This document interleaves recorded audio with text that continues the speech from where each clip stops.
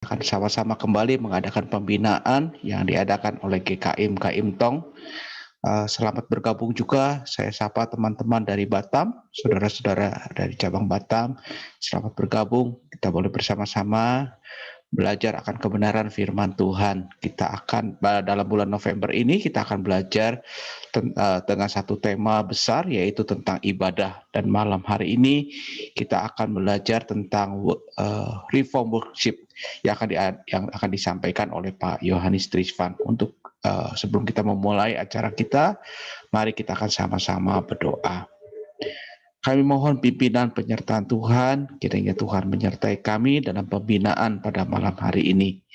Sertai kami Tuhan untuk belajar kebenaran firman Tuhan, untuk kami boleh mendapatkan berkat daripada-Mu Tuhan, untuk kami boleh berubah dalam cara berpikir kami, dalam tingkah laku kami, dan kami boleh semakin mencintai-Mu Tuhan.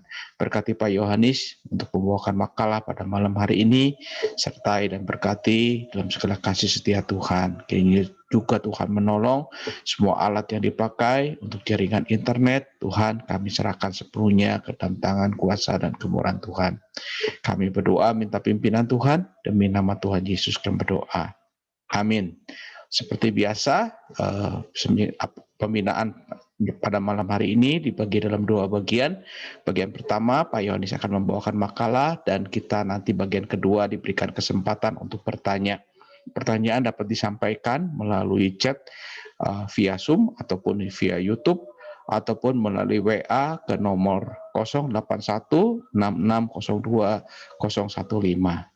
Untuk waktu dan tempat saya persilahkan Pak Yohanes untuk menyampaikan materi.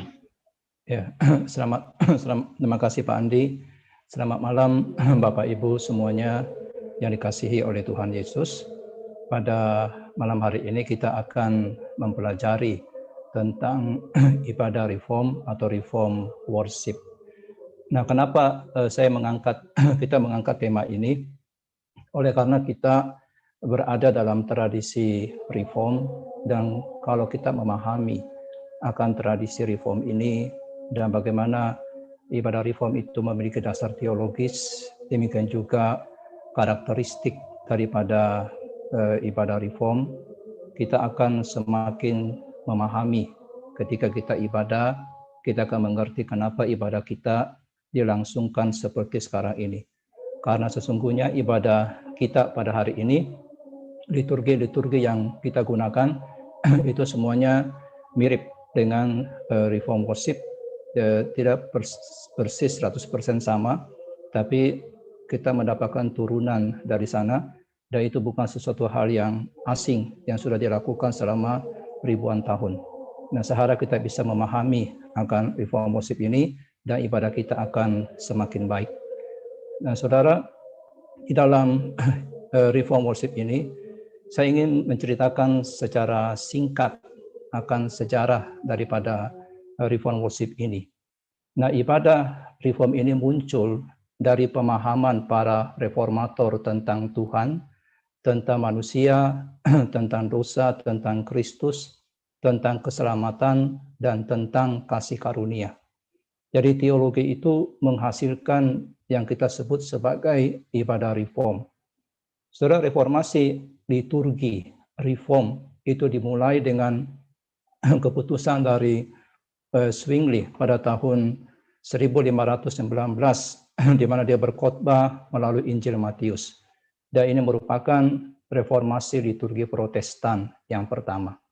Dan reformasi selanjutnya adalah dari Martin Luther pada tahun 1520. Kemudian terus berkembang oleh para reformator, juga oleh Calvin, oleh William Farel, oleh Theodore Beza, dan di dalam De Genevan Psalter pada tahun 1542, bentuk dari doa gereja pada waktu itu yang sudah dibuat itu merupakan puncak dari usaha para reformator untuk membuat sebuah ibadah yang sesuai dengan kitab suci.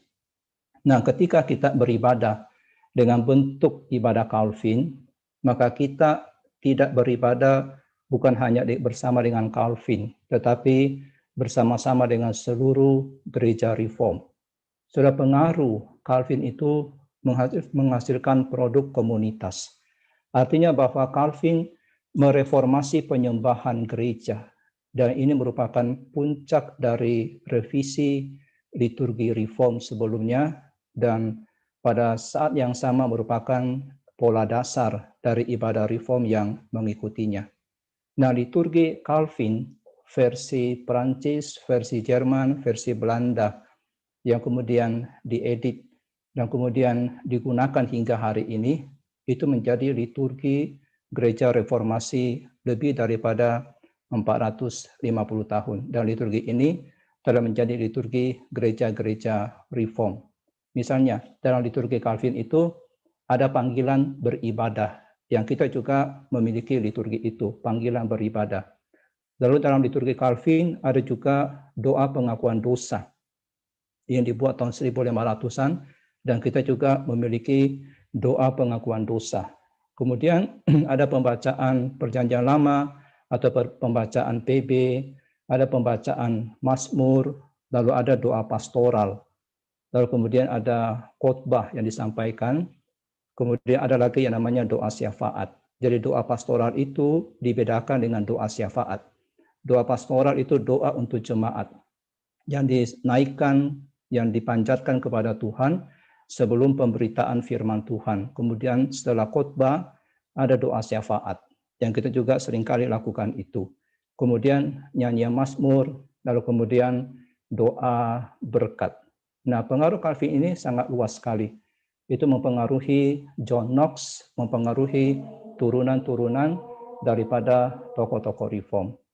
Nah, saudaraku, reformasi liturgi Protestan itu tidak pernah hanya masalah gaya, masalah selera, atau masalah preferensi pribadi.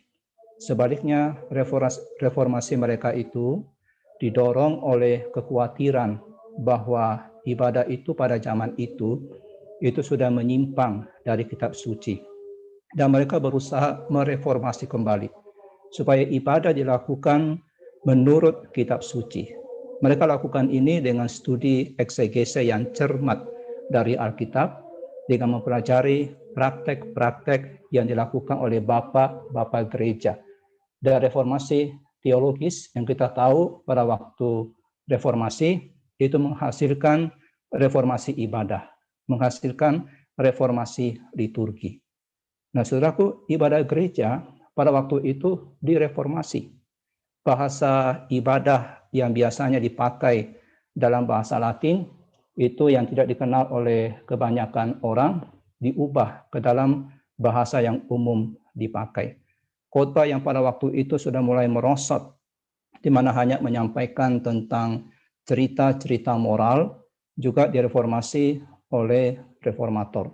Jemaat yang selama ini pasif di dalam ibadah, mereka dilibatkan dalam ibadah dalam sebuah susunan liturgi yang melibatkan jemaat. Sakramen yang selama ini tidak dipahami, itu dijelaskan kepada jemaat. Saudara, reformasi ibadah saat itu didukung oleh jatuhnya Konstantinopel, sebuah kota Romawi yang sangat kuat. Dan kota Konstantinopel itu, yang kita tahu itu ada di Turki, di mana ada Hagia Sophia di sana, gereja Hagia Sophia, itu dikalahkan oleh Muslim Turki pada tahun 1452. Apa akibatnya, saudara, dengan jatuhnya Konstantinopel ini? Hal ini membuat sarjana Yunani dan Ibrani bisa membawa manuskrip mereka ke Eropa Barat. Dan untuk pertama kalinya dalam 1000 tahun di Barat, Alkitab dipelajari secara luas dalam bahasa aslinya, khususnya Perjanjian Lama mendapatkan perhatian yang khusus. Pada waktu saya menonton film jatuhnya Konstantinopel ini, saya pada waktu itu tidak bisa memahami kenapa Tuhan mengizinkan jatuhnya kota Kristen itu. Mereka berdoa sungguh-sungguh, ternyata jatuh juga. Nah, kemudian saya memahami bahwa ini berkaitan dengan reformasi ibadah yang akan terjadi, di mana Alkitab bisa dipelajari secara luas dengan bahasa aslinya. Sudah pada waktu reformasi terjadi, para teolog gereja itu tidak lagi puas hanya mempelajari Alkitab dalam bahasa Latin dan juga dari vulgatanya. Para reformator kemudian melahap kitab suci dalam bahasa aslinya serta karya-karya dari bapak-bapak gereja yang diterbitkan pada waktu itu. Nah, pada waktu mereka mereformasi ibadah pada waktu itu, mereka memulai dari Kisah Rasul pasal yang kedua ayat 42. Sebuah teks yang menurut seorang penulis itu memberikan paradigma utama Alkitabiah untuk ibadah reform Calvinis, di mana dikatakan di dalam Kisah Rasul pasal yang kedua ayatnya yang ke-42 bahwa mereka bertekun dalam pengajaran rasul-rasul dan dalam persekutuan, dan mereka selalu berkumpul untuk memecahkan roti. Nah, saudara, di dalam ibadah reform ini, mereka menemukan bahwa gereja mula-mula itu mengikuti pola sinagoge dalam membaca kitab suci.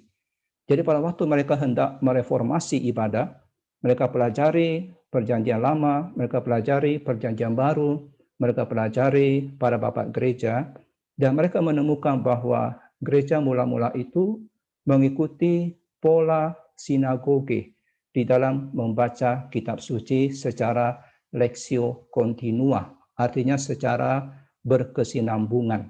Satu kitab dibaca terus sampai selesai, kemudian dijelaskan dengan nasihat-nasihat, dan khotbah diberikan juga melalui pembacaan Alkitab tersebut. Nah, lexio continua ini yang dari bahasa Latin artinya membaca Alkitab secara kontinu, yaitu sebuah praktek membaca Alkitab suci secara berurutan dalam jangka waktu tertentu. Mereka temukan itu, dan mereka kemudian terapkan itu di dalam ibadah-ibadah yang mereka reformasi. Dan bukan hanya mereka temukan bahwa ada pembacaan yang berkesinambungan, tapi mereka juga menemukan bahwa ada khotbah yang berkesinambungan. Jadi memakai lexio continua, di mana para bapak gereja seperti Origen tahun 185, kemudian Agustinus tahun 354, Chrysostom tahun 347, Jerome tahun 343, mereka semuanya khotbah per minggu membahas sebuah kitab secara bersambung dengan memakai metode lexio continua. Nah, mereka temukan itu, saudara, di dalam penyelidikan mereka akan ibadah yang hendak mereka reformasi. Dan bukan hanya itu, tapi mereka juga menemukan berbagai jenis doa dalam kitab suci. Sebelumnya mereka tidak mengerti sama sekali, jemaat juga tidak mengerti. Kemudian mereka temukan ternyata ada doa pengampunan dosa dari Mazmur 32, Mazmur 51, Nehemia 9, Daniel 9. Dan bukan hanya itu, tapi ada juga doa syafaat. Dan dari 1 Timotius pasal yang kedua, dan bukan hanya doa syafaat, mereka juga temukan ternyata ada doa berkat, ada doa spontan dalam Justin Martyr Fest Apology. Ternyata Bapak Gereja sudah melakukan itu, dan mereka kemudian mulai menerapkan hal itu. Mereka mulai menerapkan dalam ibadah-ibadah yang mereka lakukan. Dan bukan hanya itu, tapi mereka juga menemukan bukti bahwa gereja mula-mula itu menyanyikan Mazmur, misalnya Kisah Rasul 4, ayat 24-26, Efesus 5, ayat 19, Kolose 3 ayat 16, Yakobus 5 ayat yang ke-13. Dan juga mereka juga menemukan ternyata di dalam juga ada adanya him dalam Alkitab. Nah, saudaraku, mereka menemukan berbagai macam jenis doa, ada him di dalam Alkitab, ya. Kemudian mereka menemukan juga adanya nyanyian-nyanyian seperti dalam Lukas 1 ayat 46 sampai dengan 55, dan mereka juga menemukan bahwa ternyata pembaptisan itu hanyalah dilakukan dengan pembasuhan, dan mereka melihat catatan-catatan itu menafsirkan dari Alkitab dan juga dari bapak-bapak gereja, dan Tertullianlah kemudian yang pertama kali menggunakan istilah sakramentum, yang berarti sakramen, yang menunjukkan pemahaman tentang baptisan pada waktu itu. So, mereka periksa semua kalimat-kalimatnya, dan kemudian mereka mengadakan reformasi ibadah di situ. Reformasi itu terjadi di abad 15. Nah, atas dasar Alkitabiah dan sejarah inilah dari Bapak Gereja, lalu kemudian para reformator, termasuk Calvin, Zwingli, dan para Bapak reformasi yang lain, mereformasi ibadah. Mereka percaya bahwa mereka telah menemukan penyembahan yang lebih sederhana, yang lebih Alkitabiah dari era apostolik atau era dari kisah para rasul, era gereja mula-mula, dan dari era patristik, era bapak-bapak gereja. Artinya setelah para rasul selesai meninggal, dilanjutkan oleh bapak gereja, dan mereka pelajari semua itu. Dan mereka kemudian berusaha menyesuaikan diri, menyesuaikan ibadah dengan pola mereka. Kenapa mereka mengambil bapak gereja mula-mula? Oleh karena itu yang paling dekat dengan kisah rasul. Itu yang paling dekat dengan para rasul, paling dekat dengan jemaat mula-mula. Nah, kemudian mereka kembangkan dari situ, melalui eksegesi yang mereka pelajari Alkitab, melalui cara ibadah gereja mula-mula mereka, kemudian kembangkan ibadah mereka, dan dari situlah kemudian muncullah yang kita sebut dengan praktek ibadah reform. Nah, setelah kita melihat bahwa ibadah reform itu terjadi seperti itu. Dan kita tahu, saudara, bahwa ibadah reform itu sebenarnya sesuatu yang berakar di dalam Alkitab dan juga berakar di dalam sejarah. Nah, apa sih yang menjadi dasar teologis dari reform worship ini? Suatu reformasi teologi pada waktu itu kita tahu mengakibatkan terjadinya reformasi ibadah, mengakibatkan terjadinya reformasi liturgi. Para reformator ingin supaya liturgi itu merupakan ekspresi yang memadai dan akurat dari teologi mereka, teologi yang mereka temukan kembali. Makanya kita bisa mengatakan reformasi teologi itu juga merupakan reformasi liturgi. Nah, sayangnya saudara, reformasi dari para reformator ini, reformasi ibadah ini, itu banyak diabaikan oleh sejarawan. Sejarawan biasanya hanya membicarakan tentang aspek politik dari reformasi, aspek sosial dari reformasi, aspek teologis dari reformasi, tapi sedikit sekali para sejarawan itu membicarakan tentang aspek ibadah yang juga direformasi pada waktu itu. Aspek liturgi yang juga direformasi oleh para reformator. Hal yang banyak dibicarakan hanya makna perjamuan kudus, surat pengampunan dosa, kuasa gereja Katolik, padahal di dalam reformasi ibadah adalah inti dari perselisihan dengan Roma Katolik.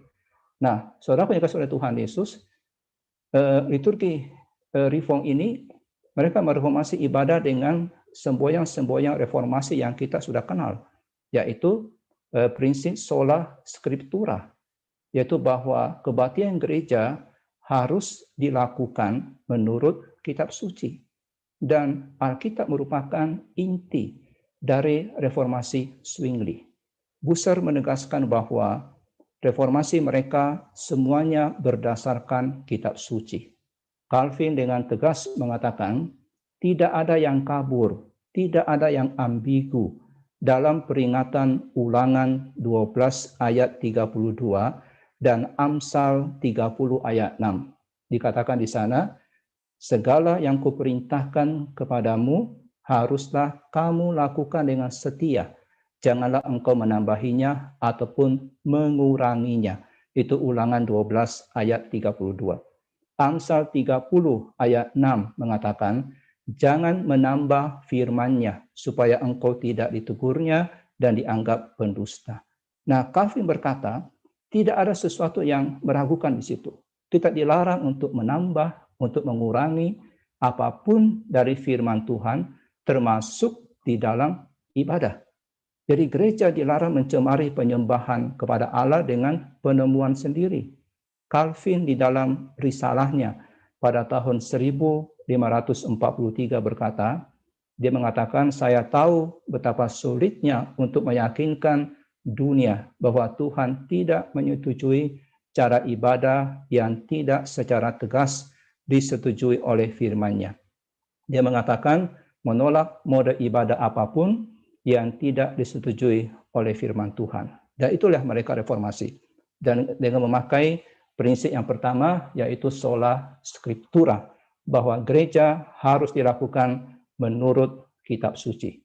Nah, hal yang kedua yang menjadi dasar teologi mereka bahwa prinsip solus Christus yang mengarah pada reformasi perjamuan kudus.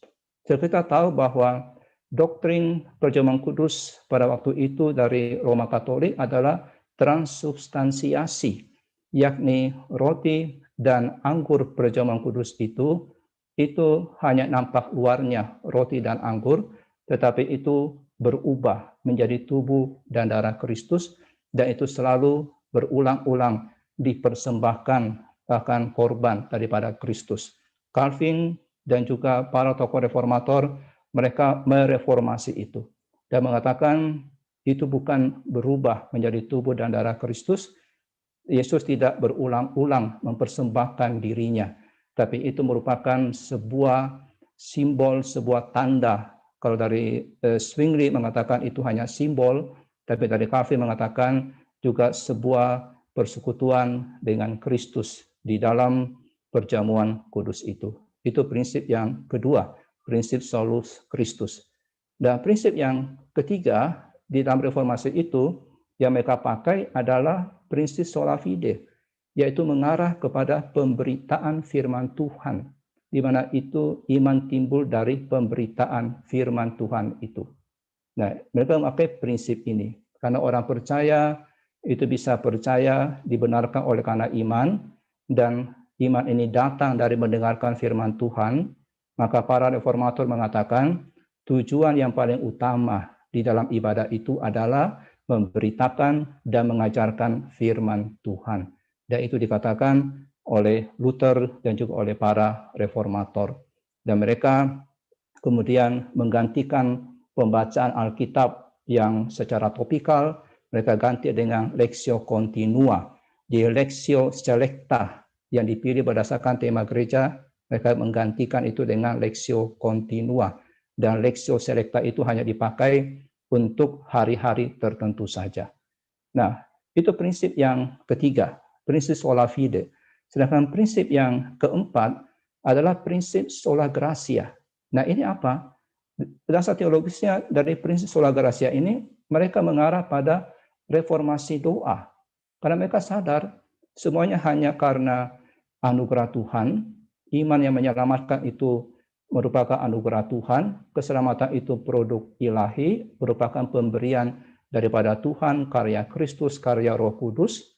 Nah, maka oleh karena itu mereka mereformasi akan ibadah mereka dan mengatakan bahwa prinsip sola gratia harus mewarnai, harus mengisi, harus mendasari ibadah kita. Karena ibadah ini semua diperoleh oleh karena anugerah Tuhan. Hingga doa menjadi penekanan yang sangat penting sekali di dalam ibadah-ibadah reformasi. Nah, prinsip yang kelima adalah soli deo gloria, yaitu mengarah kepada penghapusan pengkultusan orang-orang kudus, penghapusan devosi eksternal gereja, dan mengembalikan semua kemuliaan hanya bagi Tuhan saja. Dan mereka menerapkan prinsip soli deo gloria ini. Tidak lagi menghormati orang-orang kudus, tidak lagi mengkultuskan orang-orang tertentu, kemudian tidak lagi patung di dalam gereja, pokoknya semuanya untuk Tuhan, soli deo gloria. Nah, mereka mereformasi semua itu. Mereka kemudian membentuk ibadah kembali, ya. Dan seorang penulis mengatakan bahwa ibadah reform dibentuk bukan karena selera, bukan karena preferensi gaya, bukan karena etnis, tetapi karena teologi yang ada di belakangnya. Ibadah reform mengungkapkan keyakinan teologi reform. Gereja-gereja reform dengan sengaja merancang sebuah ibadah yang sederhana dan spiritual, yang isinya konten Alkitab dan diekspresikan dalam sejumlah elemen-elemen dalam ibadah itu. Nah, saudaraku, reformasi itu menghasilkan apa? Reformasi menghasilkan revolusi dalam membaca kitab suci. Ya, ini saya sudah jelaskan dan nanti akan saya jelaskan juga. Kemudian revolusi dalam pujian. Reformasi juga menghasilkan revolusi dalam doa. Reformasi juga menghasilkan revolusi dalam sakramen dalam pemberian sakramen.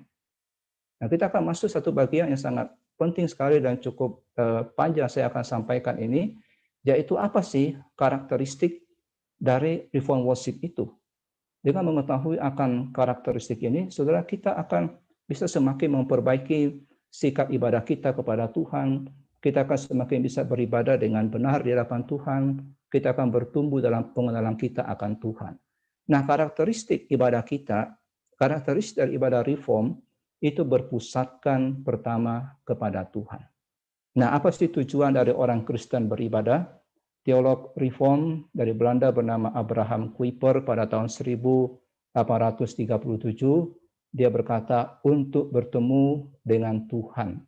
Ibadah yang benar adalah tentang Tuhan. Hal yang utama dari ibadah reform adalah terpusat kepada Tuhan, berkumpul untuk mempersembahkan pujian kepada Allah, berkumpul untuk bertemu dengan Tuhan, berkumpul untuk mengenal Tuhan, berkumpul untuk memuliakan Tuhan.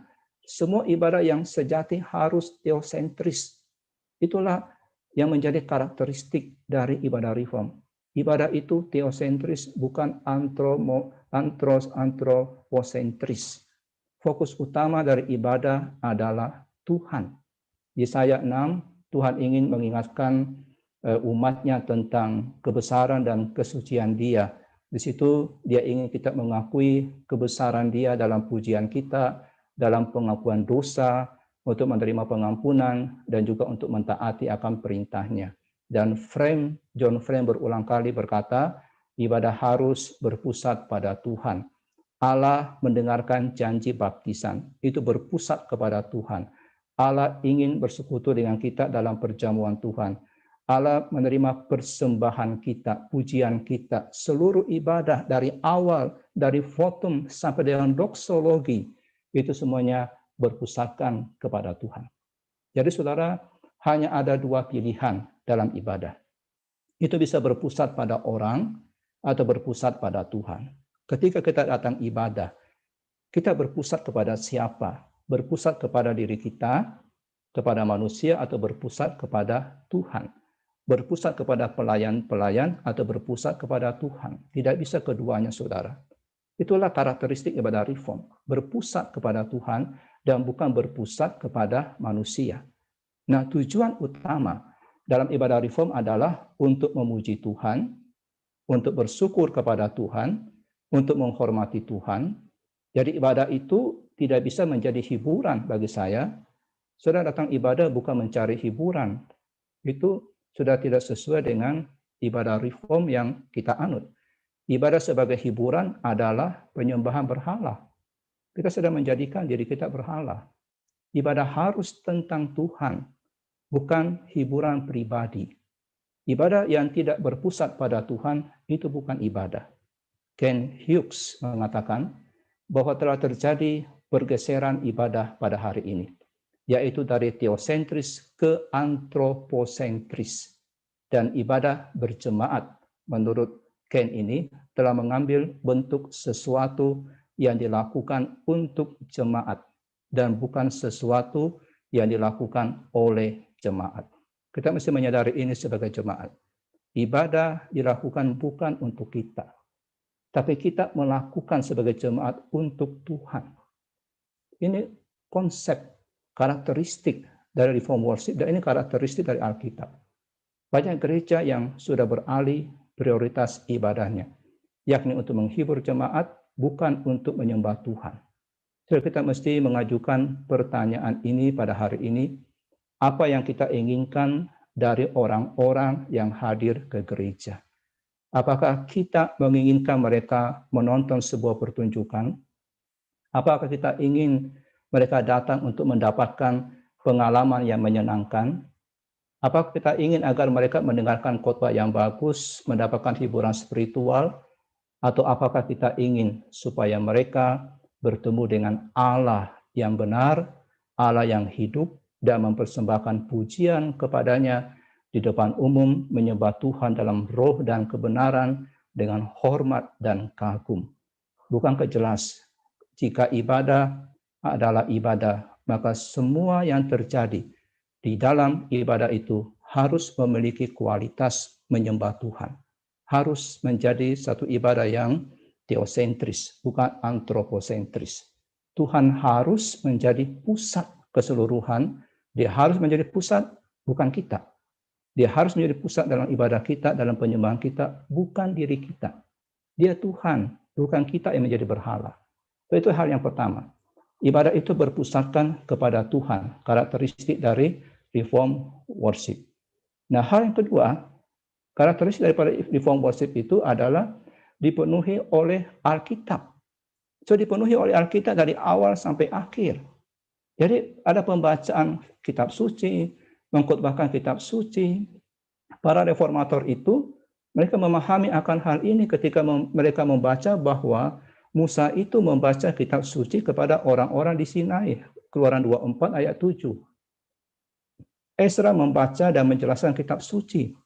Nehemia 8 ayat 5 sampai 8. Tuhan Yesus mengikuti pola yang sudah ada di sinagoge. Dalam Lukas pasal 4 ayat 16 sampai 17, ia datang ke Nazaret, tempat ia dibesarkan, dan dikatakan menurut kebiasaannya pada hari Sabat, ia masuk ke rumah ibadat, lalu berdiri hendak membaca Alkitab, dan kepadanya diberikan kitab Nabi Yesaya. Dan setelah dia buka, dia menemukan nas di mana ada tertulis, dia bacakan hal itu, dan dia kemudian menyampaikan kalimat-kalimat penjelasan dari nas itu. Para reformator menemukan bahwa para rasul di Pisidian Antioquia melakukan hal yang sama. Kisah Rasul 13 ayat 15 sampai 16. Setelah selesai pembacaan dari hukum Taurat dan kitab nabi-nabi, pejabat-pejabat rumah ibadat menyuruh bertanya kepada mereka, saudara-saudara, jikalau saudara-saudara ada pesan untuk membangun dan menghibur umat ini, silahkanlah. Maka bangkitlah Paulus, ia memberikan isyarat dengan tangannya, lalu dia berkata, menjelaskan bagian-bagian kitab suci itu. Jadi pembacaan kemudian dijelaskan. Nah, praktek yang mereka lakukan itu adalah membaca firman Tuhan, kemudian menawarkan penjelasan itu, menyampaikan penjelasan itu. Dan itu berulang-ulang, saudara. Kisah Rasul 17, ayat 2 sampai 4, juga hal yang sama dikatakan di situ. Kisah Rasul 19, ayat yang ke-8 juga dikatakan seperti itu. Jadi ibadah itu dipenuhi oleh kitab suci, membaca dan mengkhotbahkan kitab suci. Dan satu istilah yang dipakai oleh para reformator, yaitu bahwa metode yang dipakai di sinagoge adalah lexio continua, atau pembacaan teks-teks perjanjian lama secara berurutan. Pada hari-hari raya, pembacaan dilakukan dengan lexio selecta, pilihan. Ada hari raya Pondok Daun, mereka pilih. Tapi di luar hari raya, mereka pembacaan teksnya itu berurutan dan dijelaskan pembacaan-pembacaan itu. Dan para reformator kemudian berpendapat, mereka mengambil kesimpulan bahwa gereja mula-mula itu mengadopsi praktek-praktek sinagoga, yakni membaca kitab suci secara berurutan dengan diberikan penjelasan, kemudian mereka menambahkan dengan Injil yang sudah ditulis, dan surat-surat perjanjian baru di dalam bacaan-bacaan mereka. Dan bukan hanya pembacaannya, tapi khotbahnya juga lexio continua. Dalam tulisan Bapak Gereja, misalnya Origen, Basil, Ambrosius, Agustinus, Chrysostom, Gregorius dari Nisa, Gregory the Great, semuanya melakukan pembacaan dan khotbah secara lexio continua dan bukan lexio selecta. Dan pada zaman Pranisea, untuk hari Minggu, mereka juga memakai prinsip lexio continua digunakan. Nah, para reformator menemukan kembali, inilah pola kehidupan gereja di dalam Alkitab dan di zaman Bapa gereja mula-mula. Mereka diyakinkan bahwa Alkitab itu harus dibaca secara umum, secara berurutan, ayat demi ayat, kitab demi kitab, dan perhatian mereka adalah jangan sampai ada kitab yang lolos yang tidak pernah jemaat tahu, yang tidak pernah dibacakan ataupun dikhotbahkan. Bucer dan para reformator di Strasbourg ingin agar semua hal yang dituliskan di dalam Injil tidak akan ditahan dari jemaat. Mereka sangat ingin sekali supaya jemaat mengetahui seluruh nasihat Allah dari Kejadian sampai dengan Wahyu. Dan Thomson mengatakan bacaan selektif dari kitab suci, yakni hanya memilih bagian-bagian kitab suci untuk dibacakan, dikhotbahkan. Dia berkata tidak terlalu berdosa atau tidak melanggar hukum, tapi tidak bijaksana. Itu kata seorang tokoh reformator. Namun hal itu tidak terlalu menguntungkan, kata dia, untuk membangun gereja. Dia mengatakan kurang tepat kalau pelayan Tuhan memberitakan firman Tuhan dalam potongan-potongan yang tidak utuh. Sebaliknya kitab suci harus dijelaskan kitab demi kitab, pasal demi pasal dengan cara yang terus-menerus, dengan cara yang teratur. Jadi kita tahu sebelum reformasi terhadap Katolik Roma dilakukan, gereja hanya membaca Mazmur dan beberapa potong Perjanjian Lama. Dan biasanya Perjanjian Lama tidak dibuka. Umat Allah tidak mendengarkan Perjanjian Lama dibacakan. Tapi kemudian ketika reformasi berlangsung, mereka mengubah akan hal itu. Para reformator ingin supaya jemaat lebih mengenal seluruh isi kitab suci. Dan mereka kemudian melakukan reformasi liturgi. Nah, komitmen dari reform ini untuk Lectio Continua membaca Alkitab tidak hanya berlanjut, tetapi terus diperdalam dari tahun 1500 sampai ke abad 17 hingga pertengahan abad ke-19. Itu terus dilakukan. Dan kemudian kita tahu satu penulis penafsir yang bernama Matthew Henry, yang sekarang sudah banyak terjemahannya oleh Momentum, itu dia memberikan khotbah, eksposisi Perjanjian Lama sampai dengan Perjanjian Baru. Dan eksposisinya bersifat Lectio Continua selama 23 tahun di Chester. Dia menjelaskan seluruh Alkitab lebih dari 2 kali. Hasilnya adalah tafsiran Matthew Henry dari Kejadian sampai Wahyu, dan kita sudah bisa mendapatkan di internet secara gratis dalam bahasa Inggris, bahkan juga sudah diupload oleh Sabda, dan juga sudah ada dalam bentuk cetak oleh Momentum. Nah, sudah warisan pembacaan Alkitab yang ini terus berlangsung, tapi lama-kelamaan pembacaan Lectio Continua ini ditinggalkan untuk mendukung khotbah tematik. Diambil ayat, kemudian disampaikan. Kenapa itu terjadi, saudara? Itu terjadi karena apa? Karena mereka pada waktu itu sedang melakukan satu ibadah revival, ibadah kebaktian KKR. Dan ibadah kebaktian KKR itu mesti singkat, pembacaannya mesti langsung mengarah kepada orang-orang tertentu. Akibatnya karena pada abad 19 sampai 20 merupakan zaman KKR itu, maka banyak gereja-gereja reform, gereja Protestan meninggalkan Lectio Continua ini. Mereka tidak lagi memakai metode ini.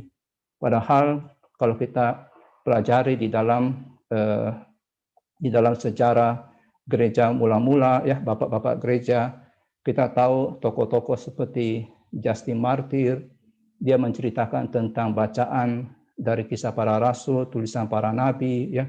Dia selalu memberikan khotbah dari situ. Clement dari Alexandria tahun 150, dia memberikan salah satu khotbah Kristen paling awal yang masih ada, di eksposisi ayat demi ayat. Dia khotbahkan dengan historical gramatikal.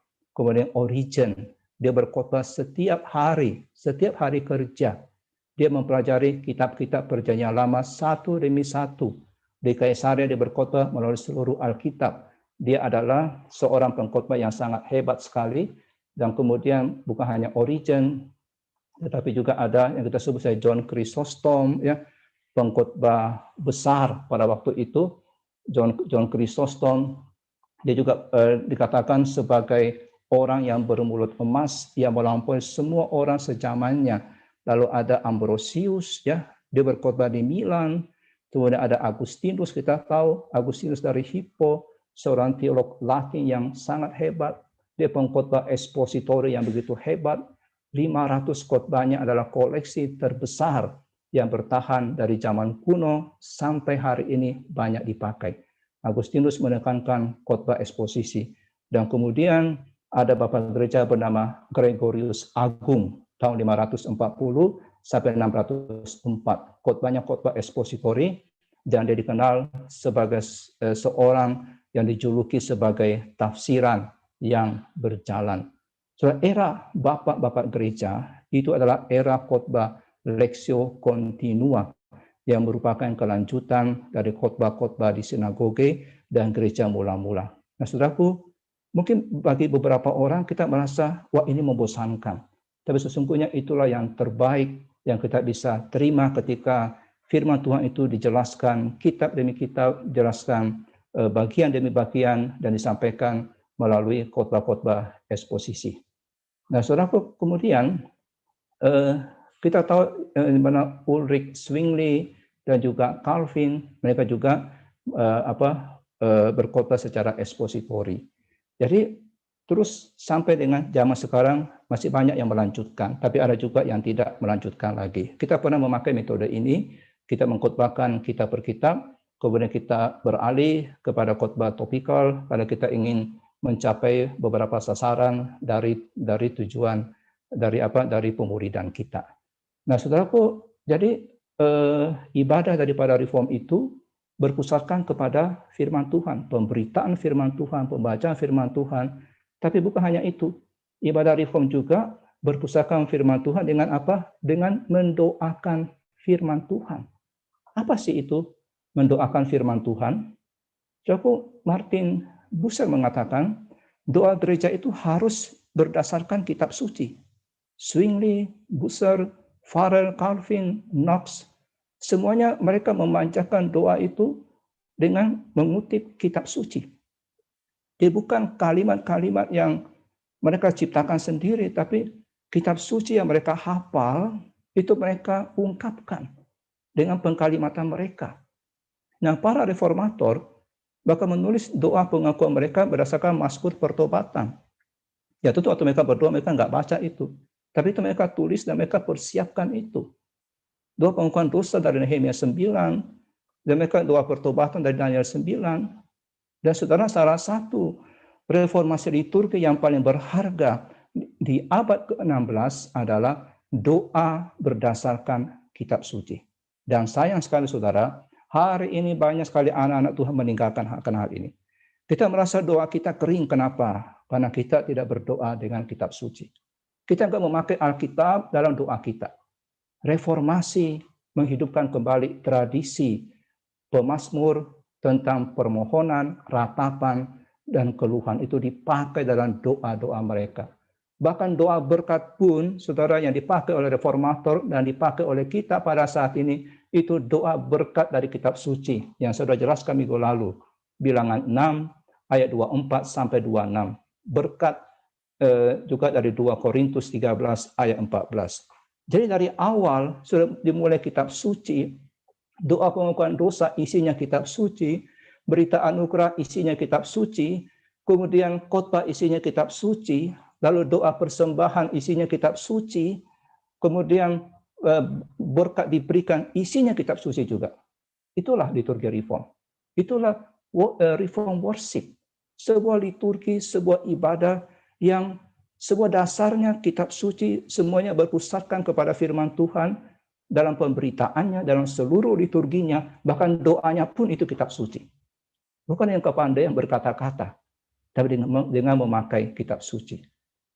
Para reformator menemukan contoh doa syafaat dari Bapak Gereja, dari Ambrosi, dari Tertullian, dari Justin Martyr. Mereka luar biasa. Mereka memakai kitab suci dalam doa-doa syafaat mereka, dalam doa-doa pribadi mereka. Dan selama periode reformasi dan pasca reformasi lebih dari 100 tahun, temanya sama.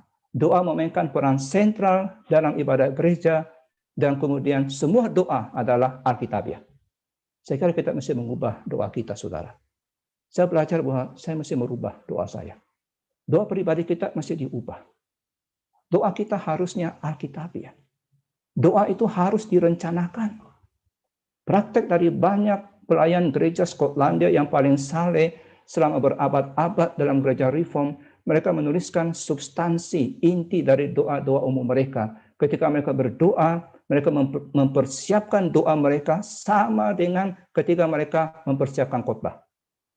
Saudaraku, terkadang kita berdoa, pikir nggak usah persiapan lah, yang penting khotbah.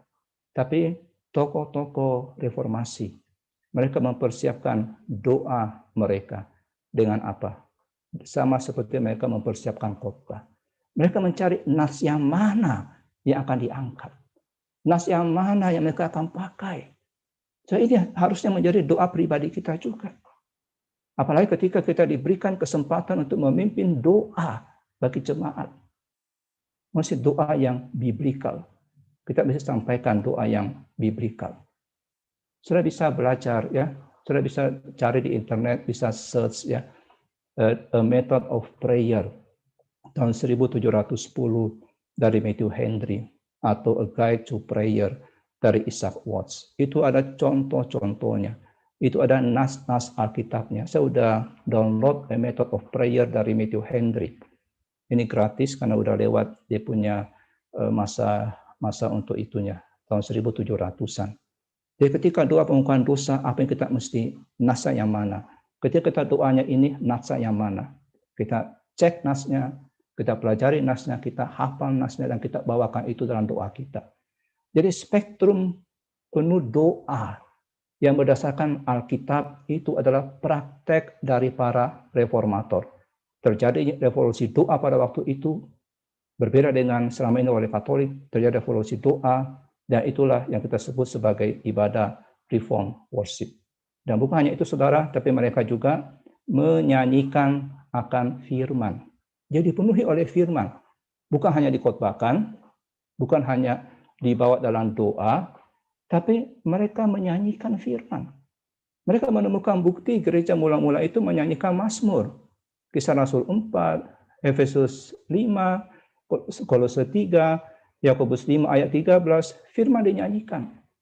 Dan mereka menyanyikan akan firman Tuhan itu. Saudara, ini luar biasa saudara.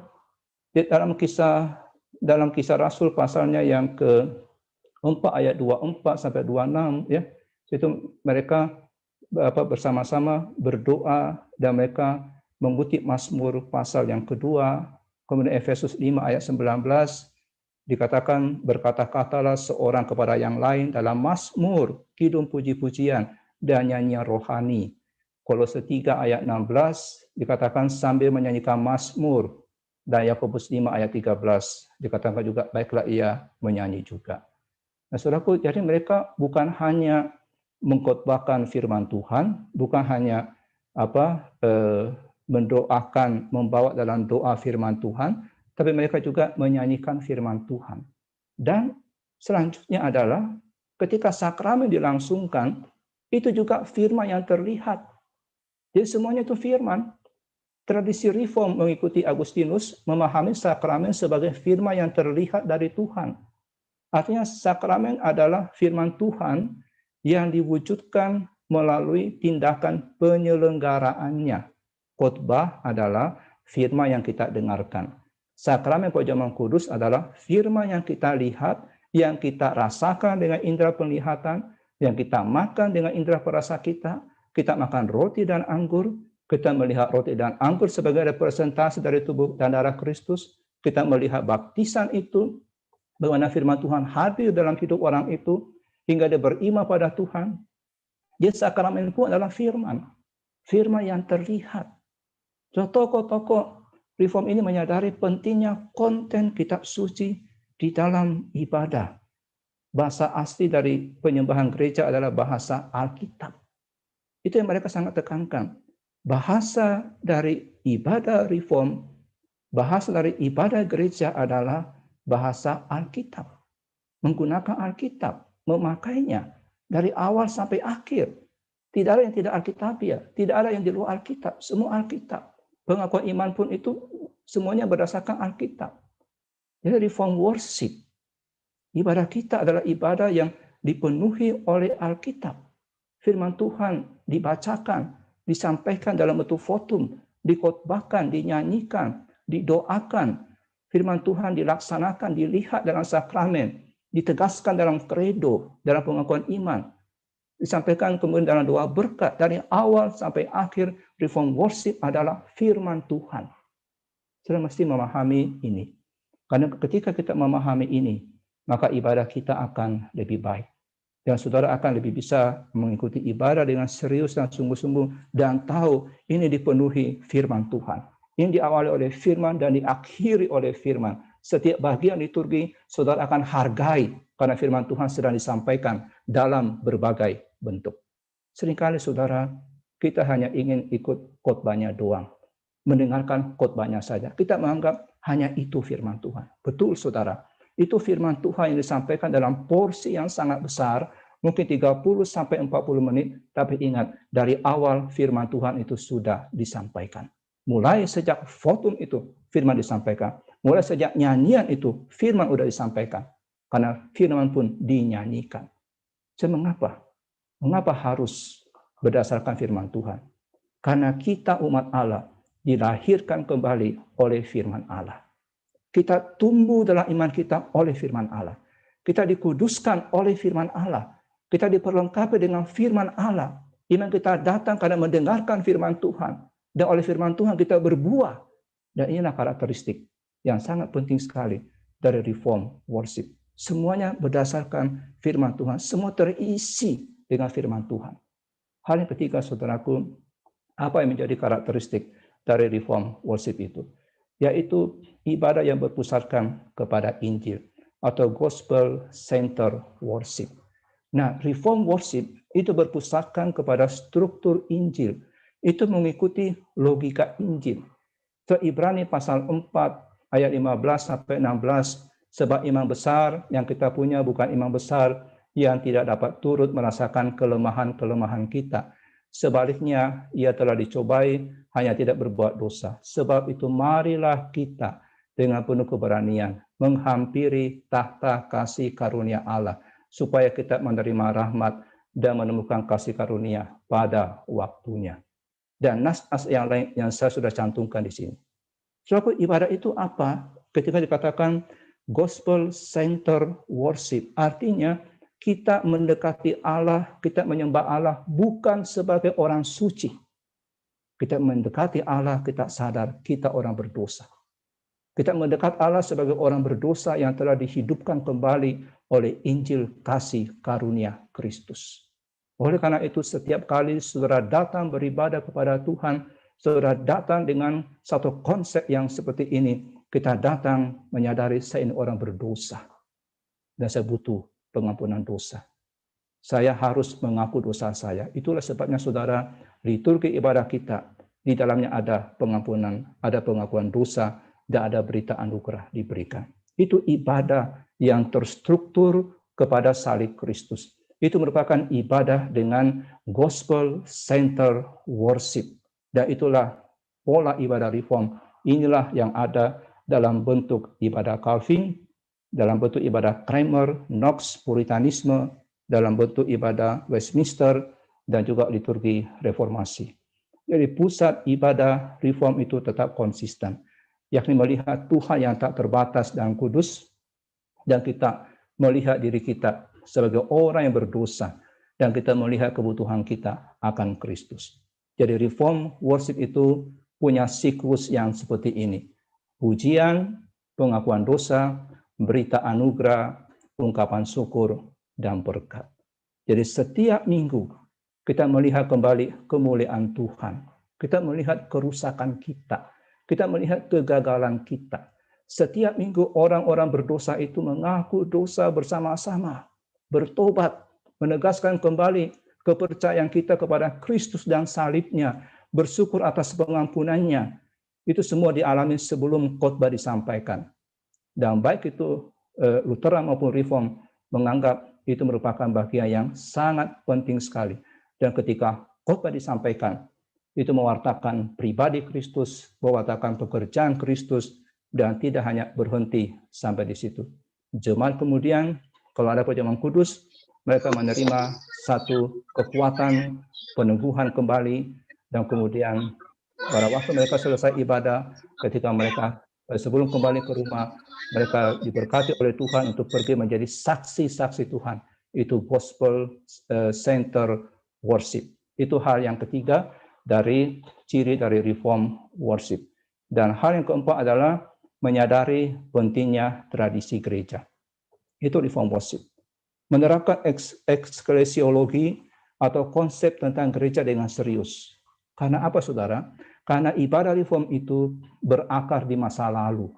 Hal itu tidak bisa lekang oleh waktu untuk masa depan. Reform menganggap serius sekali doktrin gereja. Kalau kita perhatikan sejarah gereja, maka kita menghormati gereja lokal dan gereja yang am. Gereja yang am bukan hanya gereja kita sekarang ini, zaman kita.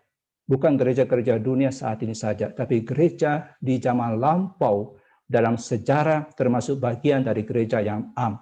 Kita menghormati persekutuan orang-orang kudus, masa lalu, sekarang, dan masa depan. Artinya apa? Keputusan tentang praktek ibadah tidak dibuat secara terpisah dari gereja lain, dari tradisi ibadah Kristen. Adaptasi biasanya tidak dibuat dengan cepat dan secara khusus, tapi dilakukan secara bertahap, dilakukan dengan konsultasi dengan seluruh gereja dari berbagai abad. Para reformator memahami pentingnya tradisi ini. Mereka mempertahankan kesinambungan masa lalu, mencari keseragaman di masa kini, dan melembagakan reformasi yang mereka berharap akan bertahan. Dan pada waktu yang sama, para reformator tidak mengikuti para bapak gereja dengan sembrono atau menganggap mereka sempurna. Tidak. Mereka tetap melihat kembali apa yang dikatakan oleh kitab suci. Gereja yang enggan berkonsultasi dengan tradisi, kata Tim Keller, itu tidak sesuai dengan kerendahan hati Kristen atau komunitas Kristen. Seorang penyair, Robert Frost, mengatakan, jangan pernah merobohkan pagar sampai Anda tahu kenapa pagar itu dipasang. Celaka sekali, saudara. Ada banyak gereja yang merobohkan pagar tradisi. Dan mereka tidak tahu kenapa pagar itu dipasang. Orang Kristen yang seringkali menjadi murid Kristus yang lebih baik daripada diri kita menerapkan praktek yang kita sebut tradisional. Kenapa mereka menetapkan praktek tertentu? Kita mesti bertanya, apa alasan mereka? Apa alasan Bapak Gereja menerapkan itu? Apa alasan reformator menerapkan itu? Kita tidak diharuskan dengan sembrono mengikuti mereka. Tapi di sisi yang lain, kalau kita mengabaikan mereka, kita sedang membahayakan diri kita. Karena tradisi itu pasti ada alasan di balik semua itu. Mengapa mereka menetapkan praktek tertentu? Kita harus bertanya, apa alasan mereka? Sekali lagi, kita tidak diharuskan untuk mengikuti mereka dengan sembrono dalam setiap detail. Melakukan hal seperti itu dengan sembrono berarti menjadikan tradisi sebagai berhala. Tapi di sisi yang lain, mengabaikan tradisi berarti menjadikan masa kini sebagai berhala juga. Kita jangan membuang tradisi gereja, tradisi reform di masa lalu, karena para rasul tidak hanya menginstruksikan gereja untuk berpegang pada kitab suci, tapi juga berpegang pada tradisi yang mereka ajarkan. Dalam 2 Tesalonika pasal yang kelima, pasal yang kedua ayat 15, pasal yang kedua dikatakan, ayat 15 berkata seperti ini, therefore brethren stand fast and hold the traditions which ye have taught. Berpeganglah pada tradisi yang kamu telah terima. 2 Tesalonika pasal 3 ayat 6 juga dikatakan supaya berpegang menurut tradisi. Saudara, terjemahan bahasa Indonesia memang menerjemahkan ajaran, tetapi sini memakai bukan memakai istilah-istilah tentang ajaran, memakai satu istilah yang lebih luas, tidak memakai kerigma, tidak memakai didake, tidak memakai katekises, evangelion, tidak. Tapi ini memakai satu istilah yang disebut tradisi, dan itu dalam arti yang lebih luas, bukan dalam arti ajaran, tetapi dalam arti sesuatu tradisi yang ditinggalkan oleh para rasul. Suatu gereja pada zaman sekarang ini melestarikan yang terbaik dari masa lalu dan menambahkan yang terbaik dari masa kini, untuk melestarikan yang terbaik untuk masa depan. Sekarang itulah yang dulu dilakukan oleh tokoh reformator. Mereka melestarikan yang terbaik, tradisi 1000 tahun yang lalu dari zaman mereka. Mereka hidup di tahun 1500-an. Dan mereka melestarikan tradisi di tahun 30-an, tahun 100-an. Dan menambahkan yang terbaik di zamannya. Sehingga apa? Kita mendapat yang terbaik pada zaman ini. Dan kita pada zaman ini, kita juga mesti melakukan hal yang sama. Dan kemudian, saudaraku, yang terakhir, hal yang kelima, kebergantungan kepada Roh Kudus. Jadi worship reform itu, saudara jangan keliru, worship reform bergantung kepada Roh Kudus yang bekerja melalui firman Tuhan, bergantung kepada Roh Kudus di mana firman Tuhan disampaikan, dan reform worship bergantung pada Roh Kudus melalui doa, reform worship bergantung pada Roh Kudus melalui kesederhanaan. Jadi reform worship, ciri-cirinya itu tadi saya katakan semuanya ada 5. Yang kita mungkin ingat jelas sekali, itu bergantung kepada dan diisi dengan kebenaran-kebenaran firman Tuhan, ya. Kemudian reform worship itu kemudian ada tradisi di dalamnya, menyadari pentingnya tradisi, kemudian bergantung kepada Roh Kudus, ya. Lalu gospel center worship, ibadah yang berpusatkan pada Injil, kemudian ibadah yang berpusatkan kepada Tuhan. Saya kira sampai di sini aja apa yang ingin saya sampaikan tentang reform worship, dan tidak bisa disampaikan secara mendetail keseluruhan, tapi kiranya ini bisa menjadi sebuah gambaran bagi kita apa sih itu reform worship, hingga kita bisa memperbaiki akan ibadah kita ke depan, dan kita dengan pemahaman ini kita bisa beribadah dengan lebih baik di hadapan Tuhan, karena kita menyadari semua unsur-unsur ibadah yang kita miliki selama ini itu merupakan unsur-unsur yang sangat penting, yang semuanya bukan tanpa makna, semuanya ada makna di dalamnya. Ya, saya kira sampai di sini saya serahkan kembali kepada Pak Andi. Terima kasih Pak Yohanes buat pemaparan makalahnya. Buat saudara-saudara sekalian yang mau mengajukan pertanyaan, mari masukkan pertanyaan via Zoom, chat dengan Zoom ke pribadi saya, Andi C, ataupun melalui YouTube, ataupun ke nomor WA 0816602015. Ini sudah ada beberapa pertanyaan, cukup banyak nih Pak. Pak Yadi, yang Bapak tadi sampaikan bahwa kita gereja tradisional ya Pak ya, mungkin saya sebut dengan istilah gereja tradisional yang masih mempertahankan tentang tradisi gereja dari Bapak-Bapak gereja. Contohnya kita menerapkan ada liturgi gitu ya Pak, kemudian ada lagu-lagu him yang tidak kita lupakan, yang sudah berabad-abad kita tetap nyanyikan. Tapi seringkali gereja tradisi ini gamang pada zaman ini begitu Pak. Gereja tradisi ini sepertinya ketakutan, terlalu takut begitu dari pertanyaan ini Pak. Kita ini kemudian tergoda untuk karena sebuah keadaan begitu ya Pak, seperti anak-anak muda yang tidak lagi menyukai him, dan kemudian tidak lagi ada ikatan-ikatan liturgi seperti itu. Bagaimana dengan pandangan Bapak begitu ya Pak? Bagaimana dengan gereja-gereja tradisi, katanya sekarang sudah mulai meninggalkan dengan memakai lagu-lagu yang lebih banyak lagu-lagu kontemporer begitu Pak. Nah, apakah lagu-lagu kontemporer ini bisa dipertanggungjawabkan? Itu pertanyaan lain. Dua hal dulu. Pertama Pak, bagaimana pertanyaan pertama adalah bagaimana dengan ibadah kontemporer yang mungkin agak sedikit lebih bebas dalam hal liturgi, dan yang kedua ibadah kontemporer memakai lagu-lagu yang bukan him. Ya. Silakan Pak. Ya Pak Andi. Kalau kita di KM Tong, kita memang ada 2 ibadah ya. Yang pertama konvensional, kemudian yang kedua kontemporer. Tapi di dalam esensi dari ibadah konvensional kita itu masih memakai liturgi ya. Liturgi yang kita pakai itu sama dengan liturgi yang kita pakai di kebaktian konvensional, dan itu semuanya liturgi reformasi. Jadi liturgi yang memang di dalamnya itu semuanya adalah yang berpusatkan pada Tuhan, kemudian teosentris, lalu kemudian berisi firman Tuhan, yaitu liturgi-liturgi yang kita masih pertahankan dalam ibadah-ibadah kontemporer kita. Nah, mengenai lagu, lagu itu bukan berarti kita, maksudnya gini, kita mengambil yang terbaik pada zaman ini, yang tadi saya katakan, ya, kita nggak meninggalkan yang terbaik pada zaman dulu, kita mengambil yang terbaik pada zaman ini, dan juga untuk mempersiapkan untuk yang terbaik pada masa mendatang. Jadi memang di dalam lagu him itu sudah teruji dengan zaman, ya. Lagu yang tidak bisa bertahan sampai hari ini itu tidak dinyanyikan lagi oleh gereja, tapi lagu-lagu him yang memang bagus itu bertahan sampai pada hari ini.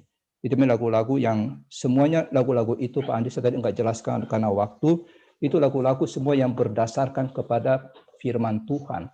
Jadi lagu-lagu yang sangat bagus sekali dan semuanya itu semua ada dasar-dasar Alkitab di dalamnya. Ya, kalau kontemporer sekarang ini ya mesti tetap diseleksi.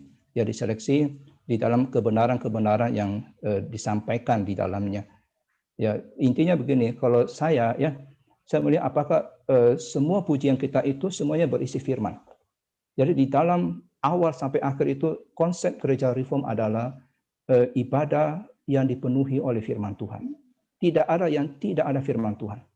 Mau pujian, mau doa, mau pengakuan iman, khotbah, votum, salam, doa berkat, semua dipenuhi oleh firman Tuhan. Sekali konsepnya seperti itu. Ya. Jadi kalau ada lagu-lagu yang baru yang mungkin disukai anak muda, kita lihat apakah share itu dipenuhi oleh firman atau tidak. Nah ini memang bagian dari ibadah yang tidak mudah memang Pak Andi. Ya. Ya, jadi perlu ada orang yang memang bertanggung jawab gitu ya Pak ya, Ya. untuk menyeleksi tentang syair lagunya begitu ya Pak. Ya. Bagaimana itu berpusat kepada Kristus dan bukan hanya sekedar berpusat kepada manusia begitu Pak. Ya. Mungkin tadi tentang lagu, tentang liturgi. Satu lagi Pak, mungkin gereja kita tidak lagi, maksudnya banyak gereja yang sudah melupakan begitu Pak tentang eksposisi firman Tuhan. Pertanyaannya seperti itu Pak. Ya. Seringkali tergoda untuk mengatakan yang aplikatif sajalah khotbahnya begitu, yang bisa dimengerti, yang bisa langsung dipraktekkan begitu. Bagaimana tanggapan Bapak? Iya. Khotbah eksposisi itu tetap bisa aplikatif ya. Jadi memang saya akui bahwa zaman dulu ya orang-orang itu zaman modern dengan postmodern ini berbeda ya. Jadi orang zaman postmodern ini mereka itu ingin yang praktis-praktis. Tapi itu tergantung dari bagaimana gereja mendidik jemaat ya. Dan kemudian khotbah eksposisi bukan berarti tidak aplikatif. Khotbah eksposisi itu bisa aplikatif, bisa diaplikasikan kepada jemaat. Dan kita ingin apa sih? Kita ingin jemaat itu datang mengalami sebuah perjumpaan dengan Tuhan ya. Itu yang paling perlu kita inginkan dari jemaat kita. Jadi ketika mereka mengalami perjumpaan dengan Tuhan, walaupun mereka hari itu bergumulnya bukan mereka sedang bergumul misalnya tentang pekerjaan, tapi mungkin pada hari itu khotbahnya nggak menyinggung pekerjaan. Tapi ketika mereka berjumpa dengan Tuhan dalam khotbah itu, saya yakin masalah pekerjaan beres, masalah kekhawatiran akan beres, masalah dosa yang lain akan beres kalau mereka berjumpa dengan Tuhan. Jadi paling penting kita membawa jemaat kita berjumpa dengan kebenaran firman Tuhan melalui khotbah eksposisi, dan ketika mereka bertemu dengan Tuhan di situ, persoalannya akan beres. Dia akan bisa atasi persoalannya itu.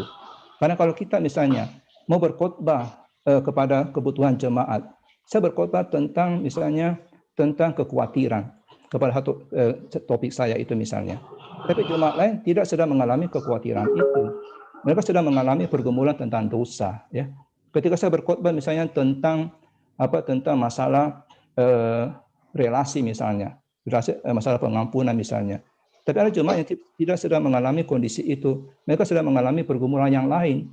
Jadi paling utama kita bawa jemaat untuk bertemu dengan firman Tuhan, dan tersingkap firman Tuhan itu, mereka berjumpa dengan firman Tuhan, maka kebutuhan apapun yang mereka sedang bawa ke gereja pasti akan terpenuhi. Roh Kudus akan bekerja dalam hidup mereka. Pengkhotbah tidak bisa bersandarkan pada pengkhotbah untuk menjamah atau memberikan solusi atas kebutuhan jemaat, tidak bisa.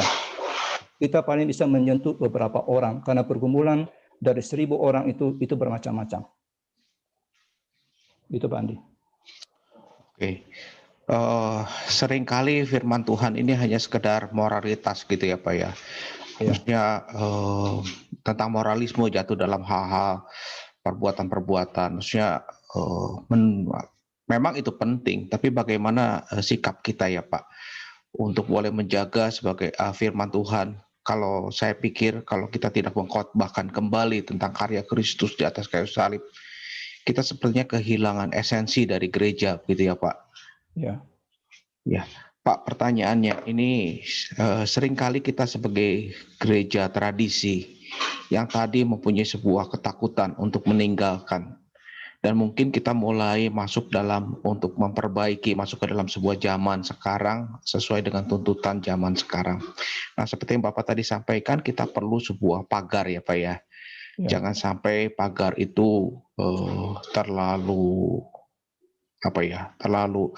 terlalu bebas begitu Pak. Nah, bagaimana tanggapan Bapak untuk kita tetap menjaga supaya kita tetap berfokus kepada Allah, Allah yang menjadi tokoh utama dalam ibadah kita. Nah, mungkin juga pertanyaannya Pak dari Zoom ini adalah bagaimana dengan efek-efek lampu, misalkan ruangan digelapkan, suara dikeraskan begitu ya Pak. Itu membangun sebuah emosi dari jemaat, membuat jemaat lebih terhanyut begitu dengan keadaan ibadah ini. ya, ya Pak Andi.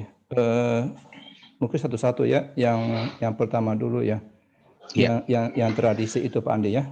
ya betul. Jadi kita ketika hendak menyingkirkan satu pagar ya, yang saya tadi katakan, saya mengutip dari satu penulis, kita mesti mengerti kenapa pagar itu didirikan. Karena kalau kita tidak tahu pagar itu didirikan untuk apa dan kita singkirkan itu, kita berada dalam kondisi yang berbahaya.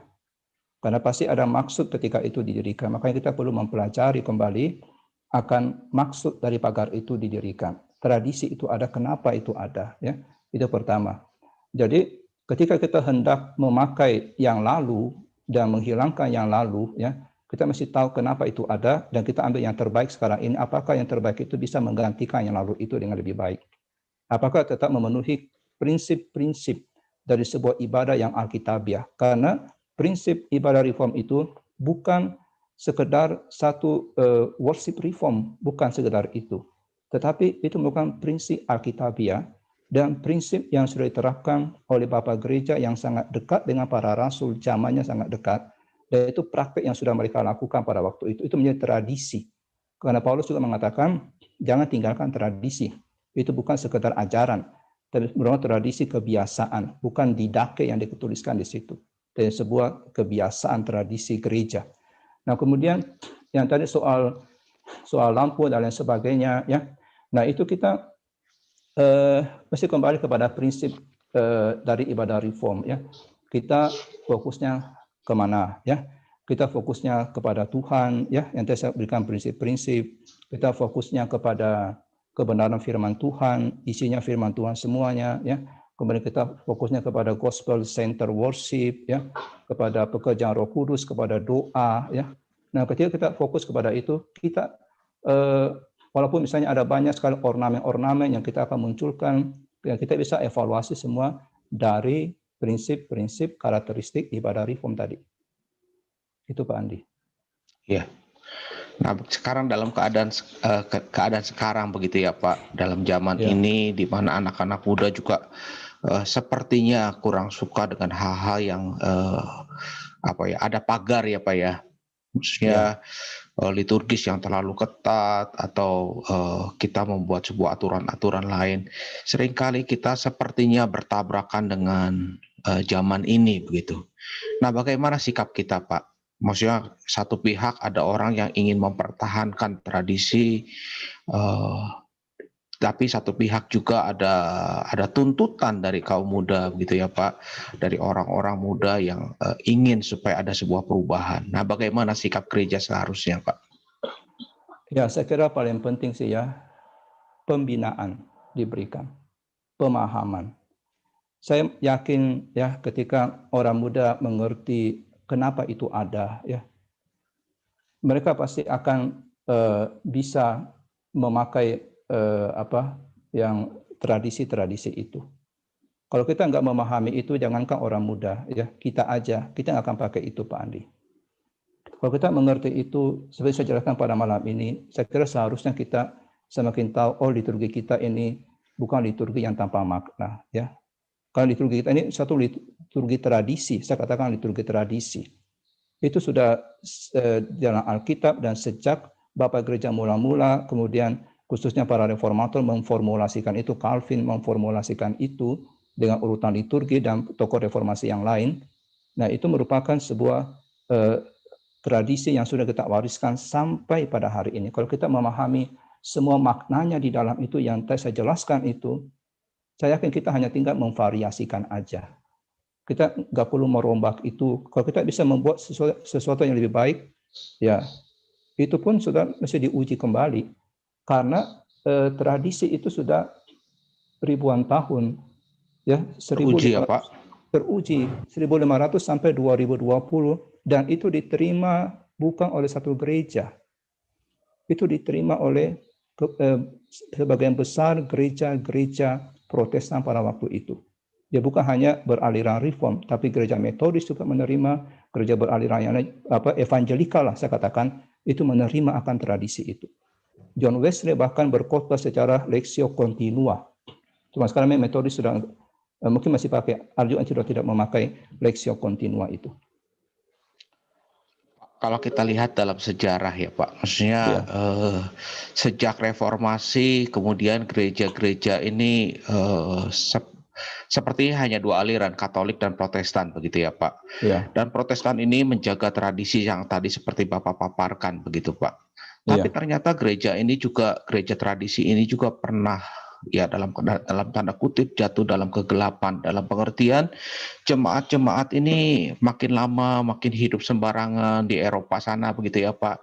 Padahal di sana bapak-bapak reformasi lahir dan berkarya dalam kemuliaan Tuhan begitu. Tapi ternyata gereja-gereja dalam keadaan seperti makin lama makin mundur begitu, sampai mungkin ada sebuah gerakan yang dimulai dari Azusa Street itu ya Pak, bagaimana gerakan Pentakosta mulai timbul begitu. Ada sebuah kegerakan mereka menekankan tentang Roh Kudus begitu ya Pak, dan bagaimana lagu-lagu sepertinya lebih hidup, lebih menjiwai, dan kemudian gerakan Pentakosta ini berkembang tanpa memperhatikan lagi tentang tradisi yang dilakukan begitu ya Pak.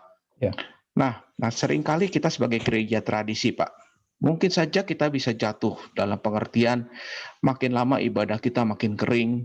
Satu sisi hanya sekedar liturgi, tapi di sisi lain sepertinya ada jemaat yang terbangun begitu ya Pak, dengan emosi, dengan apa ya, sepertinya itu adalah gerakan Roh Kudus, bisa ya bisa tidak gitu ya Pak. Nah bagaimana kita sebagai gereja Protestan untuk boleh tetap menjadikan Kristus, tetap menjadikan Allah sebagai fokus dalam ibadah kita Pak? Ya. Memang munculnya Pentakosta karismatik ya Pak Andi, itu karena mereka merasakan ada satu kejenuhan dan merasa tidak ada kebangunan rohani dalam gereja-gereja tradisi. Ya kita nggak bisa pungkiri bahwa ada satu stagnan yang bisa juga terjadi dalam gereja-gereja tradisi. Nah, saya melihat bahwa ada bagian-bagian dari karakteristik gereja reformasi sejak awal tokoh-tokoh reformasi itu mencantumkan itu dan menjadikan satu karakteristik yang penting yang diabaikan, yang tidak diperhatikan lagi oleh gereja-gereja tradisi ini. Ya mereka sudah terjebak hanya ke dalam liturgi tok, tapi tidak lagi melihat apa sih liturgi itu, di dalamnya itu apa sih isinya. Dan karakteristik yang terakhir yang saya katakan tadi, yaitu karakteristik bersandar kepada Roh Kudus. Ya, jangan berpikir bahwa gereja-gereja Protestan Reform itu tidak bersandar kepada Roh Kudus. Calvin itu dikatakan orang yang paling bersandar kepada Roh Kudus. Kelahiran baru itu karena Roh Kudus. Semua pekerjaan Tuhan itu dalam diri kita, dalam jemaat Tuhan itu karena Roh Kudus. Nah, kalau kita bicara lebih lanjut lagi tentang karya Roh Kudus, bukan berarti bahwa gereja yang tenang itu nggak ada Roh Kudus. Kita tidak bisa mengartikan seperti itu. Martin Lloyd-Jones mengatakan, dia dari pengalaman dia berkhotbah. Ketika orang mengatakan amin, amin, dia mengatakan itu belum Roh Kudus bekerja. Kapan Roh Kudus bekerja? Ketika orang diam. Ketika orang diam, menangis, merenung, menundukkan kepala, disitulah Roh Kudus bekerja. Jadi kita nggak bisa melihat Roh Kudus bekerja itu dengan fenomena-fenomena yang ada. Betulkah Roh Kudus bekerja? Dalam hiruk pikuk, di dalam teriakan amin, atau Roh Kudus bekerja di dalam kediaman, dalam ketenangan, dalam koreksi, dalam melihat kembali diri kita. Seperti itu Pak Andi. Oke, iya. Jadi ini sebuah hal yang perlu kita lakukan bersama ya Pak ya. Seringkali kita sebagai jemaat mungkin datang ke gereja untuk beribadah, tapi tidak menjadikan Allah sebagai fokus. Atau mungkin bisa saja seorang liturgis yang bertugas terjebak juga, dan kemudian tidak menjadikan Allah sebagai pusat, dan kemudian mungkin pemain musik dan lain semua juga termasuk pengkhotbah, begitu ya Pak. Ini tugas bersama kita untuk menjadikan ibadah kita sebagai ibadah yang berpusat pada Allah. Pak, ada pertanyaan lewat YouTube. Apakah memungkinkan Kak Imtong mengemas sebuah ibadah dengan seiring perkembangan zaman, tetapi tetap melestarikan tradisi yang dulu, begitu Pak? Apakah Kak Imtong bisa melakukannya, begitu? Jadi maksudnya mengcombine mungkin ya Pak ya, menggabungkan tentang ibadah sesuai perkembangan zaman dan juga ibadah yang tetap melestarikan tradisi. Bagaimana tanggapan Bapak? Ya, pasti bisa ya, pasti bisa. Saya tadi katakan satu kutipan, saya mengatakan bahwa kita mengambil yang terbaik dari masa lalu. Kita kemudian mengambil yang terbaik pada masa kini. Kita mengcombine itu untuk persiapkan generasi ke depan sesuatu yang terbaik bagi mereka. Karena reform juga kan selalu reformasi, selalu apa yang kita bisa reformasi, perbaiki semakin sesuai dengan Alkitab, selalu reformasi itu. Dan kita pasti bisa menggabungkan itu. Yang penting ketika kita menggabungkan itu, kita mesti kembali mengevaluasi, ya, melihat kembali dari dasar teologisnya, ya, dari prinsip-prinsipnya. Nah, kita bisa mengcombine itu. Jadi tradisi bukan berarti kita kemudian memberhalakan tradisi, tidak ya. Tapi kita menolak tradisi juga, kita memberhalakan masa kini juga. Jadi kita melihat, memakai tradisi itu, dan kita kemudian menerapkan di masa kini. Kira-kira bagaimana kita bisa menerapkan pada masa kini tradisi-tradisi itu? Pasti bisa Pak Andi. Cuma ini membutuhkan pemikiran, ya, pemikiran duduk, bukan hanya sekedar selintas lewat kita pikirin. Ini mesti memerlukan pemikiran yang mendalam, dan kita mesti mengerti akan dasar-dasar teologi dalam ibadah. Betul Pak Andi. Ya. Oke. Mungkin ini sedikit kembali lagi kepada lagu ya Pak.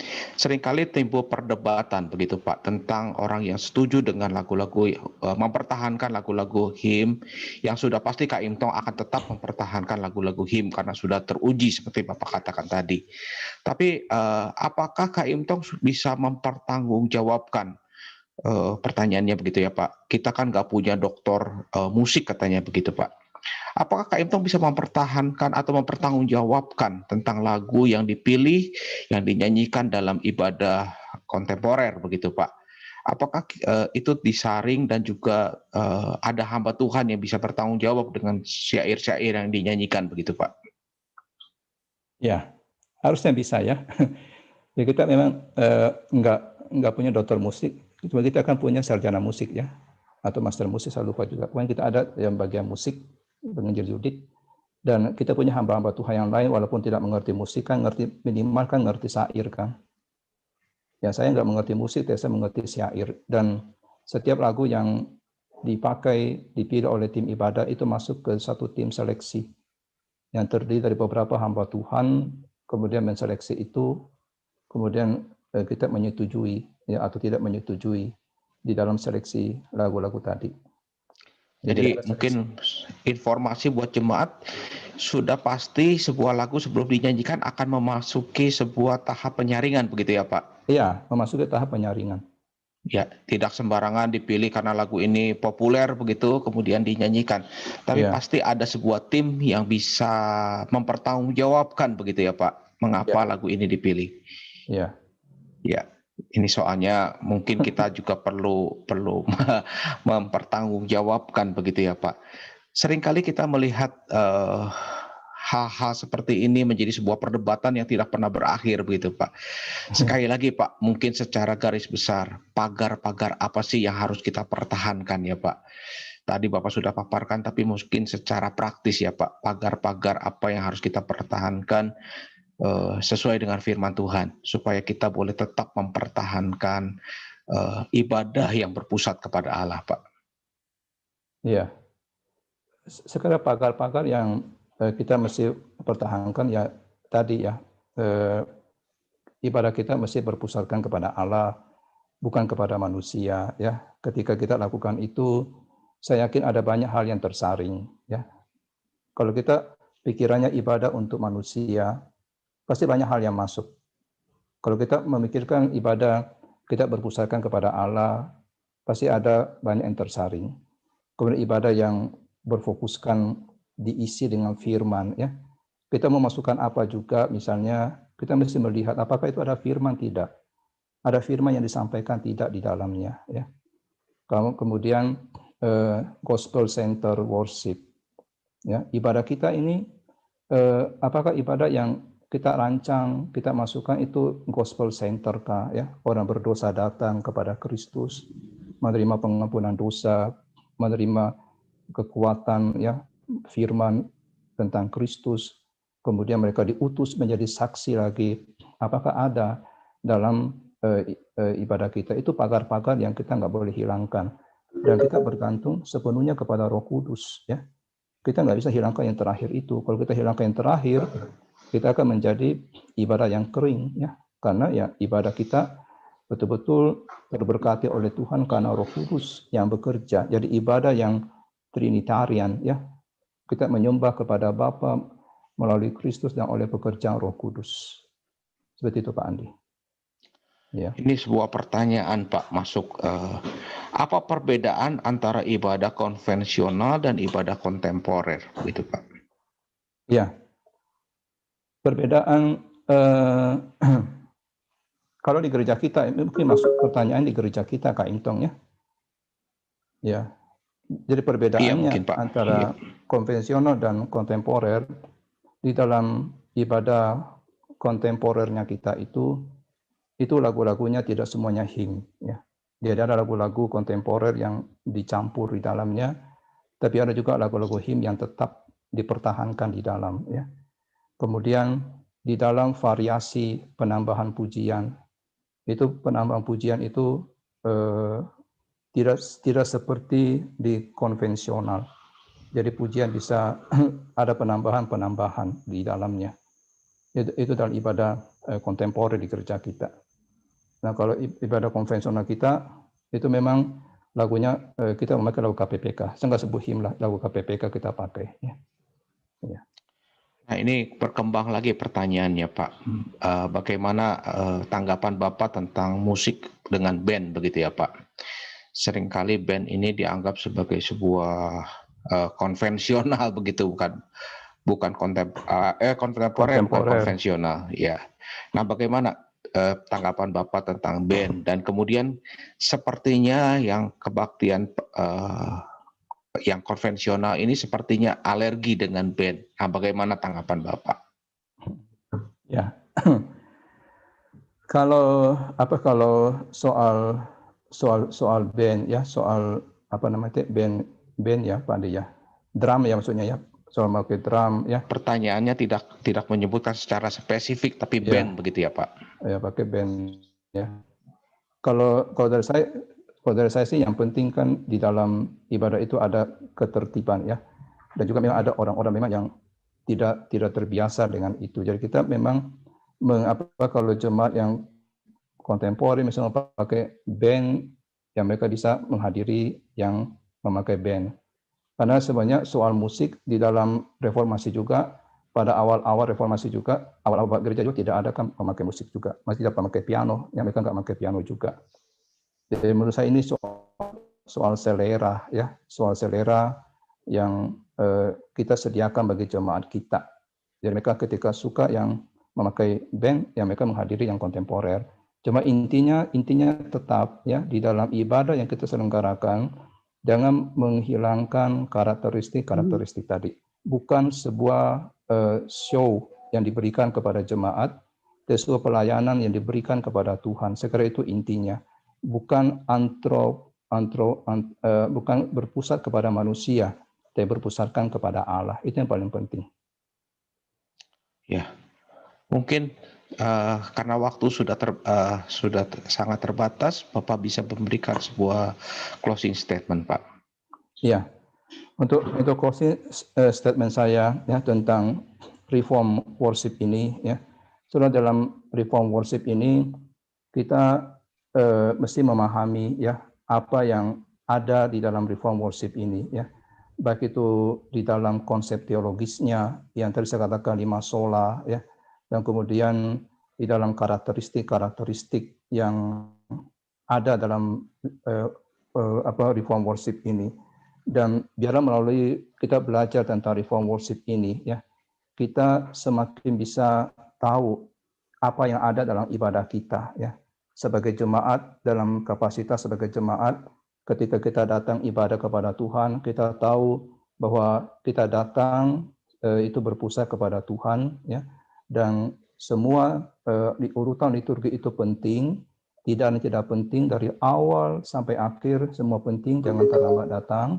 Dan kita sebagai pelayan Tuhan, kita mesti lebih memperbaiki kita punya pelayanan ya, ketika kita berdoa, kita doa dengan berdasar firman Tuhan, menyampaikan firman Tuhan. Ketika kita melayani, kita bukan untuk show ke manusia, kita melayani untuk Tuhan. Saya kira itu Pak Andi. Oke. Terima kasih buat pemaparannya Pak tentang ibadah ini. Kiranya boleh menjadi berkat buat kita semua, buat semua saudara-saudara sekalian yang sudah menyampaikan pertanyaan cukup banyak. Kiranya juga kita boleh lebih memahami tentang apa yang Tuhan kehendaki dalam ibadah kita. Saya serahkan kepada Pak Richard untuk memberikan pengumuman dan menutup pembinaan kita pada hari ini. Terima kasih untuk Bapak Ibu, saudara-saudara sekalian yang sudah meluangkan waktunya untuk belajar bersama-sama, khususnya di malam hari ini. Terima kasih juga untuk Pendeta Yohanes Rizwan yang sudah memaparkan materi pada malam ini. Biarlah kiranya apa yang disampaikan sungguh boleh membuka wawasan setiap kita di dalam memahami ibadah reform atau reform worship ini. Nah, saudara, saya ingin menyampaikan pengumuman untuk materi atau untuk topik pembinaan Jumat depan tanggal 20 November 2020. Temanya adalah We Become What We Worship. Ibadah itu sangat mempengaruhi keberadaan kita. Kita akan menjadi seperti yang kita sembah. Itulah topik Jumat depan dan tetap akan dibawakan oleh Pendeta Yohanes Rizwan. Itu saja pengumuman dari saya. Saya akan menutup pertemuan kita di dalam doa. Mari bersama kita berdoa. Bapa Surgawi, Allah Tuhan kami yang hidup. Bapa yang layak dipuja, dipuji, disembah. Tuhan, biarlah kiranya Engkau saja yang berkenan memberikan kepada kami sebuah pemahaman yang benar bagaimana seharusnya kami menyembah Engkau. Biarlah kiranya kami boleh mengerti pula apa yang telah digariskan atau apa yang telah digumulkan oleh bapak-bapak gereja yang telah menurunkan sebuah tradisi yang baik buat kami. Tuhan beri pertolongan supaya zaman yang makin hari makin berkembang pun boleh membawa kami untuk tidak mengikuti arus zaman, tetapi kami boleh berdiri tegak, berdiri teguh atas kebenaran firman Tuhan, secara khususnya berkaitan dengan ibadah. Tuhan tolong supaya kebenaran firman Tuhan itulah yang kami hidupi, kami jalani, dan kami kerjakan atau kami lakukan di dalam setiap ibadah-ibadah di gereja-Mu di KAIM Tong ini ya Tuhan. Berkati semua kami, para pemimpin gereja, untuk terus memperjuangkan, untuk terus menggumulkan, dan untuk terus meningkatkan ibadah yang kami selenggarakan di gereja-Mu, dan biarlah ibadah-ibadah yang diselenggarakan di gereja-Mu ini sungguh boleh benar-benar Tuhan pakai menjadi alat berkat bagi setiap jemaat yang mengikuti ibadah di gereja-Mu. Terima kasih Bapa, terpujilah nama-Mu, di dalam nama Tuhan Yesus kami sudah berdoa. Amin.